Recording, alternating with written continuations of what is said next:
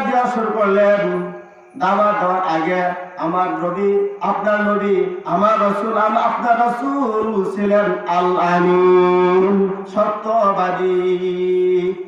রাসূলের কাছে কাফের মুশরিক বেঈমান সহ ঈমানদার সহ সকলে রাসূলের কাছে টাকা পয়সা জমা দিয়ে যাইতেন, জমা রাখতেন। রাসূল হলো সত্যবাদী। যখন রাসূল ইসলামের দাওয়াত দেওয়া শুরু করলেন, পাহাড়ে দাঁড়িয়ে বলেন, ইয়া আইয়ুহান নাস কুলু লা ইলাহা ইল্লাল্লাহ তুফলিহুন। হে লোক সকল, যদি আমি বলি পাহাড়ের পিছন দিক থেকে শত্রু আক্রমণ করবে, তোমরা কি তা বিশ্বাস করবে? সবাই বলেছিলেন, ইয়া রাসূলুল্লাহ, আপনি হলেন আল্লাহ আমিন, সত্যবাদী। আপনি যা বলেন আমরা তাহা সত্য সত্য পালন করব, বিশ্বাস করব। সুবহানাল্লাহ। যখন বললেন ইয়া আইয়ুহান নাস কুলু লা ইলাহা ইল্লাল্লাহ তুফলিহুন, আমি বলি হে লোক সকল, তোমরা বলো লা ইলাহা ইল্লাল্লাহ, আল্লাহ তাআলা ছাড়া কোনো মাবুদ নাই, আমি হলাম আল্লাহ তাআলা শেষ রাসূল মুহাম্মদ সাল্লাল্লাহু আলাইহি ওয়াসাল্লাম। তুফলিহুন, তোমরা হবে সফল কাম। তখন সবাই হয়তো রাসূলের শত্রু, ঠিক না ঠিক? আপনি সত্য কথা বলবেন, আপনার বাড়ির মধ্যেও, গ্রামের মধ্যেও, সমাজের মধ্যেও, রাষ্ট্রের মধ্যেও। এই রাষ্ট্রের মধ্যে আপনি সত্য কথা বলবেন, আপনি দোষী হয়ে যাবেন, জেলখানায় পাঠাবেন। সমাজের মধ্যে যখন আপনি সত্য কথা বলবেন, এই বিচার করবেন, তখন আপনার শত্রু হয়ে যাবে। তাই বলে সত্যকে পিছপা দেওয়া যাবে না, ঠিক আছে? ঠিক, সত্য বলতে হবে। সত্য বলতে বলতে আপনি যখন মারা যাবেন, শহীদ হয়ে যাবেন, আল্লাহ আপনার জন্য কি রেখেছেন বলেন? জান্নাত, জান্নাত। এই দেশের সন্তান শরীফ হাজী উসমান, সে চেয়েছিল সেই বাংলাদেশ করবে একটা নেই সংগত দেশ, যেন এই বিচার সবাই পায়। কিন্তু দেখেন, যখন সেই দেশকে করতে চেয়েছিল স্বাধীন বাংলাদেশ, নেই পরায়ণ বাংলাদেশ, নেই বাংলাদেশ, তখন তার শত্রু হয়ে গেল, এমনকি তার দেশ থেকে বিদায় করে দেওয়া হলো, ঠিক আছে? সেই জন্য রাসূল যখন সত্য কথা বলা শুরু করলেন, আল্লাহ বললেন, হে রাসূল, তুমি দাওয়াত দেওয়া শুরু করো, তুমি দাওয়াত দেওয়া শুরু করো। এমনকি রাসূলের কাছের মানুষ, রাসূলের চাচা আবু জাহেল, রাসূল যখন সত্যের দাওয়াত দেওয়া শুরু করলো, তখন রাসূলকে গর্তে ফেলে দিয়ে মারার জন্য সে গর্ত খনন করলো, ঠিক না ঠিক? তখন দেখা গেল রাসূলকে সেই গর্তে না ফেলে সে নিজে পড়ে গেল সেই গর্তের মধ্যে। আবু জাহেল সেই গর্তের মধ্যে পড়ার পরে দুনিয়ার কেউ সেই গর্ত থেকে উত্তোলন করতে পারলো না। আবু জাহেল বলে, যাও আমার চাচা, আমার ভাতিজা মুহাম্মদকে নিয়ে আসো, এই মুহাম্মদ ছাড়া আমি গর্ত থেকে আর উঠতে পারবো না। হ্যাঁ, ঠিকই বললেন, দুনিয়ার কোন লোক তাকে সেই গর্ত থেকে তুলতে পারলো না। শেষ নবী মুহাম্মদ সাল্লাল্লাহু আলাইহি সাল্লামকে যখন নিয়ে আসলেন, রাসূল সেই গর্ত থেকে চাচাকে উঠালেন, সুবহানাল্লাহ। রাসূল আরেক চাচা ছিল আবু তালেব, সবাই জানেন, সবাই চেনেন আবু তালেব, যিনি রাসূলের পাশে ছিলেন। কষ্ট কেউ দিতে পারলো না, কেউ কষ্ট দিতে পারতো না, রাসূলের কাছে থাকতেন।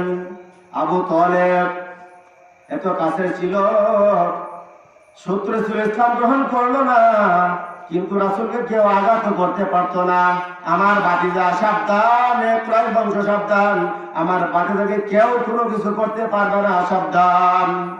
এই চাচাকে যখন রাসূল বলল, হে আমার চাচা, আপনি কালিমা পড়ুন, লা ইলাহা ইল্লাল্লাহু মুহাম্মাদুর রাসূলুল্লাহ, এই দাওয়াত শুরু করলেন। আবু তালেব সাহায্য ছিলেন। রাসূল গিয়ে বললেন, চাচা আপনি একবার বলুন, আপনি একবার আদায় করুন, পড়ুন কালিমা লা ইলাহা ইল্লাল্লাহু মুহাম্মাদুর রাসূলুল্লাহ।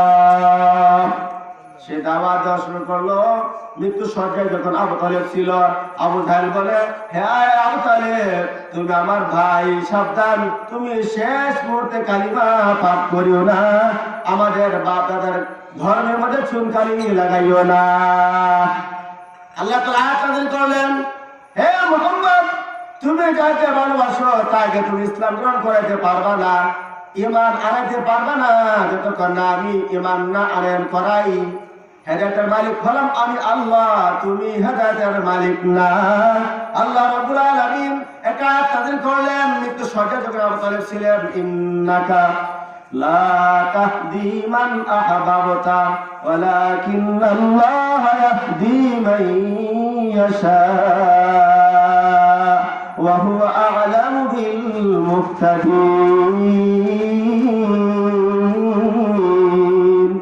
আল্লাহ রাব্বুল আলামিন আয়াত নাযিল করে জানাই দিলেন, হে মুহাম্মদ, ইন্নাকা লা তাহদি, অবশ্যই তুমি যাকে ভালোবাসো তাকে হেদায়েত দিতে পারবে না যতক্ষণ না আমি হেদায়েত না দেই। ওয়া হুয়া আ'লামু বিল মুহতাদিন। আল্লাহ হলেন সবচেয়ে বড় হেদায়েত দাতা। ঠিক না ঠিক? রাসূলকে বললেন, হে রাসূল, ফাইন্নামা আলাইকাল বালাগুল মুবিন।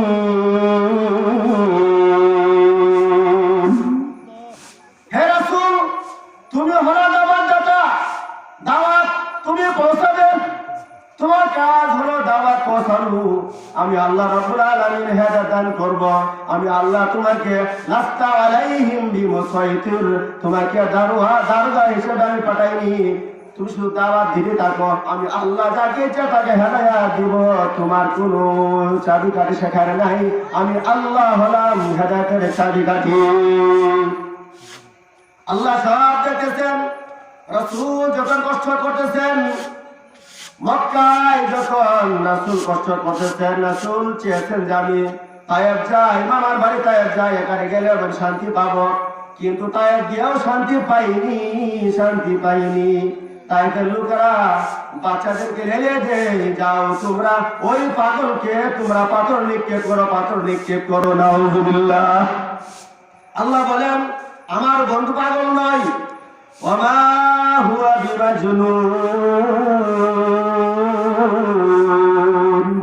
আল্লাহ জানাই দিলেন, আমার নবী মুহাম্মদ পাগল নয়, ওমা হুয়া বিমাজনুন, আমার বন্ধু পাগল নয়, বরং তোমরাই পাগল।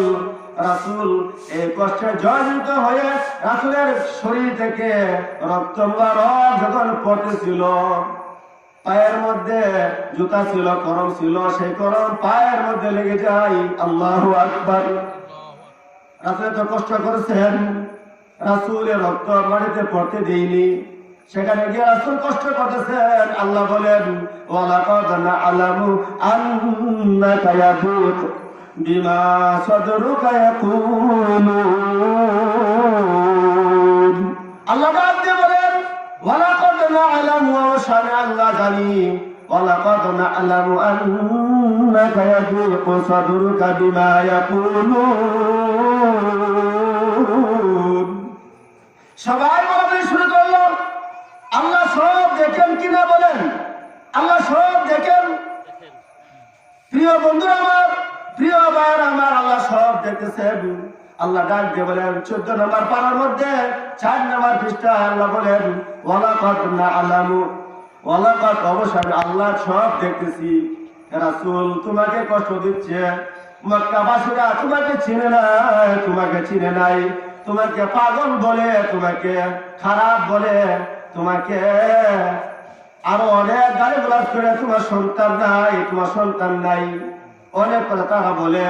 কিন্তু আল্লাহ রাব্বুল আলামিন চেয়েছেন আমি তোমাকে এমন নবী বানাইলাম, তোমার দুনিয়া থেকে আসার পরেও তোমার পাগল পায়াসন মানুষ থাকবে, বান্দা থাকবে, উম্মতটা থাকবে, তোমাকে তারা ভুলবে না। ইন্না আ'তাইনাকাল কাউসার ফাসাল্লি লিরাব্বিকা ওয়ানহার ইন্না শানিআকা হুয়াল আবতার। যখন দুনিয়ার মধ্যে কোনো মানুষের সন্তান না হয়, তাকে কি বলেন? হাত করে নাকি আট করা বলে, আমাদের বিবরণের ভাষা আট করা বলে। রাসূলকে মানুষে বলতো, কাদের মুশরিকরা বলতো কষ্টের কথা। রাসূলকে বলতো রাসূল তো আট করা সন্তান নাই। অথচ আল্লাহ বলেন ইন্না আ'তাইনাকাল কাউসার, ইয়া রাসূল ইন্না অবশ্যই আ'তাইনাকাল কাউসার, আমি আল্লাহ তোমাকে কাউসার দান করলাম। সুবহানাল্লাহ। শুধু তাই নয়, এখানে তাফসীরের মধ্যে আসছে কাউসার উম্মত, রাসূল আমি তোমাকে উম্মত দান করলাম। তোমার দুনিয়া থেকে যাওয়ার পরেও দুনিয়াবাসী তোমার জন্য পাগল বাড়া হবে, তোমার জন্য কান্নাকাটি করবে। যদি কোনো ব্যক্তি তোমাকে গালিগালাজ করে, এমন লোক দুনিয়া থাকবে যারা তোমার জন্য পাগল বাড়া হয়ে যাবে, তারা শহীদ হয়ে যাবে। সুবহানাল্লাহ। ঠিক কিনা? আছে না লোক? আছে না? সে মরতে রাজি হবে, কিন্তু রাসূলের অবমাননা সহ্য করতে পারে না।